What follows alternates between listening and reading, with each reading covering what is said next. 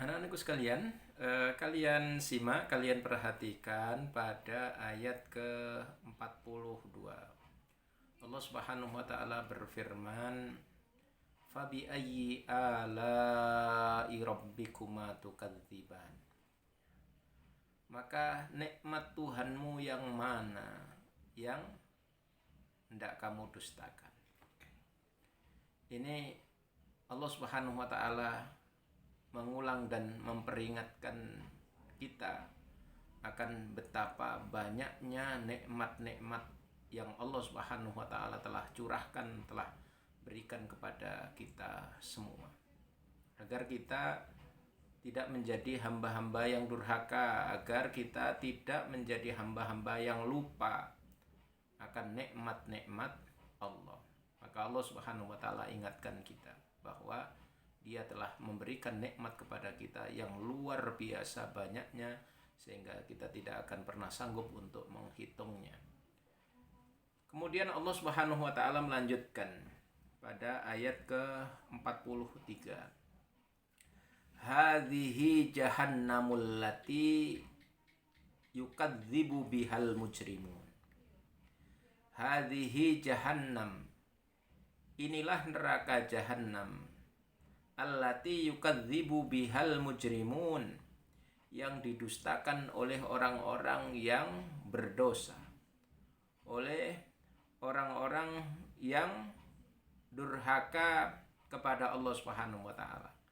Maksudnya adalah inilah neraka yang dahulu kalian dustakan keberadaannya. Kini kalian sedang menghadapinya. Kalian sedang melihatnya, kalian sedang menyaksikannya dengan mata kalian sendiri. Nah, ini seakan-akan bentuk penghinaan, bentuk cemoohan, bentuk kecaman kepada kerasnya hati mereka waktu di dunia. Sudah diingatkan, sudah dinasihati, sudah diperingatkan, tetapi mereka tetap berbuat dosa, tetap melakukan kemaksiatan, tetap durhaka kepada Allah dan Rasul-Nya. Maka hari inilah neraka jahanam. Inilah gitu yang dulu kalian dustakan. Inilah neraka jahanam yang dulu kalian ingkari, yang dulu kalian tidak percaya akan keberadaannya. Sekarang rasakan ya, sekarang kamu tinggal merasakannya. Itu seakan-akan rasakno kono gitu. Maka penting bagi kita, alhamdulillah kita diingatkan, kita di sekolah sering dinasihati oleh bapak ibu guru. Di rumah kita diingatkan oleh orang tua kita, oleh saudara-saudara kita, di masyarakat kita ada yang sayang kepada kita, ada yang cinta kepada kita, mengingatkan kita untuk tidak terjerumus kepada kemaksiatan. Nah, kemudian Allah Subhanahu wa taala pada ayat ke-44 menyatakan, yatufuna bainaha wa baina hamimin an. Yatufuna bainaha, mereka berkeliling di antaranya, yakni mereka berkeliling muter-muter dalam neraka jahanam. Wa baina hamimin an, dan juga di antara air yang hamim, air yang mendidih.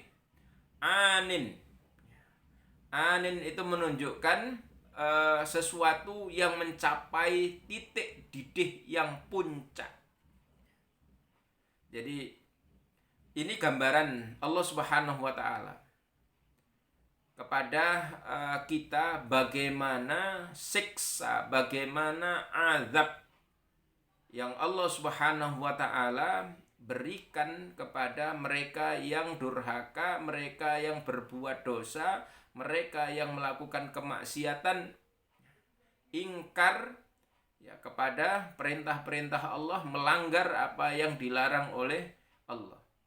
Mereka nanti akan dimasukkan ke dalam neraka bahkan mereka akan diputar-putar di dalam air yang mendidih.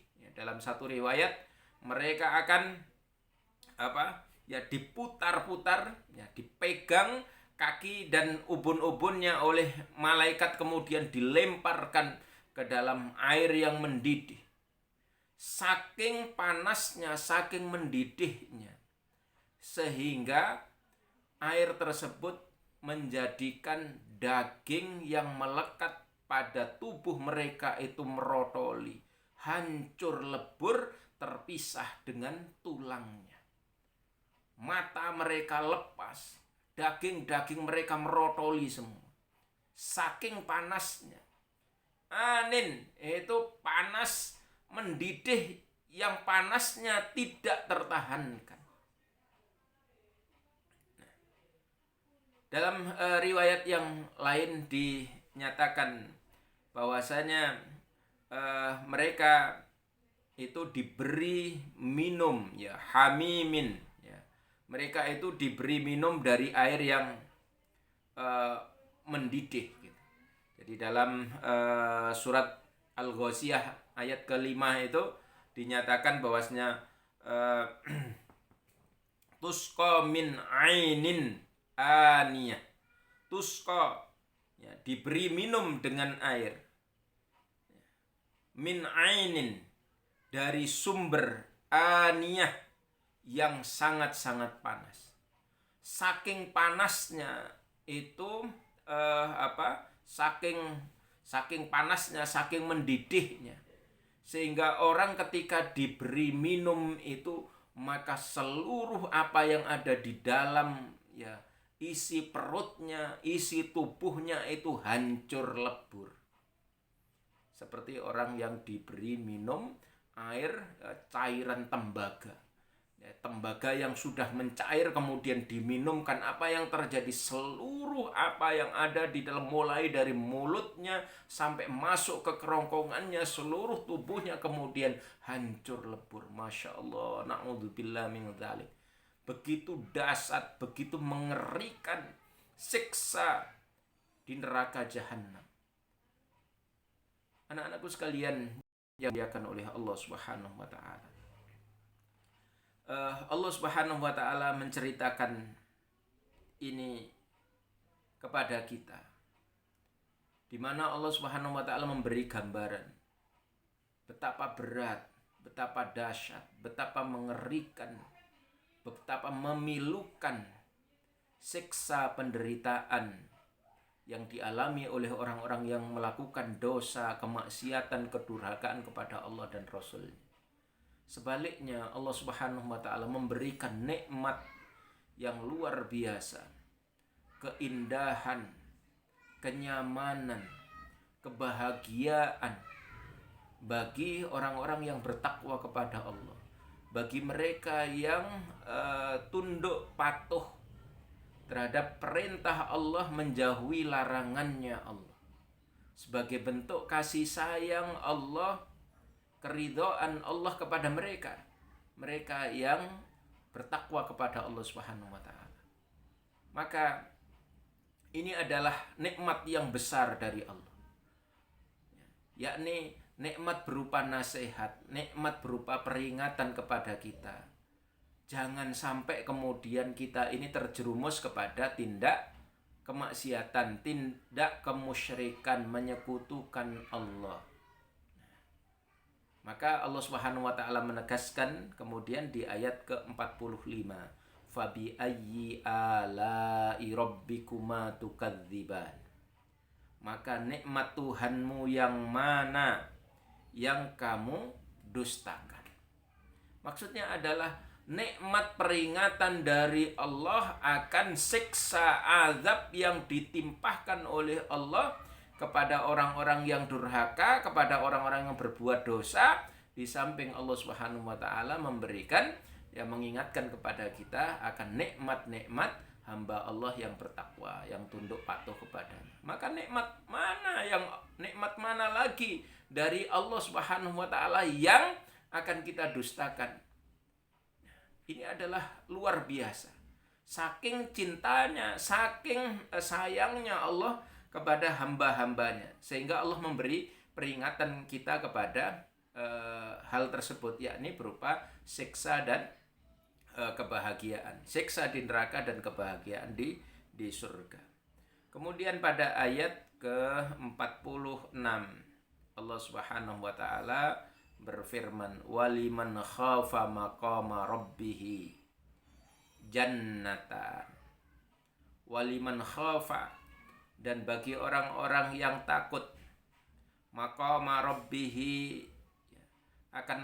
saat akan menghadap Tuhannya, jannatan, mereka akan mendapatkan 2 surga. Nah, siapakah orang-orang yang takut menghadap Allah itu?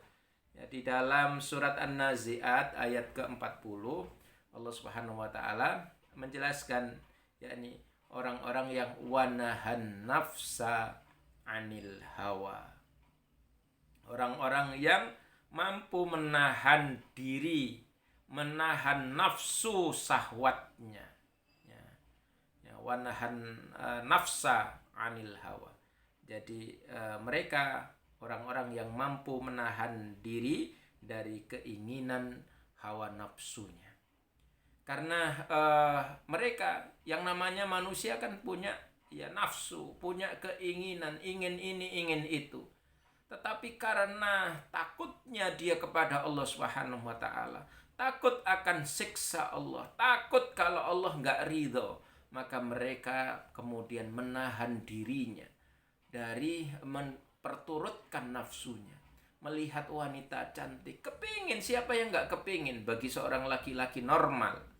Tapi karena Allah Subhanahu wa taala melarang, gitu ya, melarang kita untuk melihat kepada mereka yang bukan mahram kita, maka kita tundukkan pandangan, kita alihkan pandangan. Agar apa? Agar Allah ridho kepada kita. Karena nanti kita akan dimintai pertanggungjawaban. Demikian sebaliknya, seorang wanita senang kepada lawan jenisnya, lumrah biasa. Tapi kalau hal itu nggak halal, dia menahan dirinya. Demikian juga terhadap harta, kekayaan. Kalau itu bukan milik kita, meskipun ingin, nggak kita ambil. Kalau ini diharamkan Allah, meskipun enak, kita nggak akan makan. Mengapa? Karena kita khawatir, kita takut Allah nggak ridho. Takut, khawatir kalau kemudian Allah Subhanahu wa taala tidak memasukkan kita ke dalam jannahnya, malah sebaliknya dijebloskan ke dalam nerakanya. Na'udzubillah min dzalik.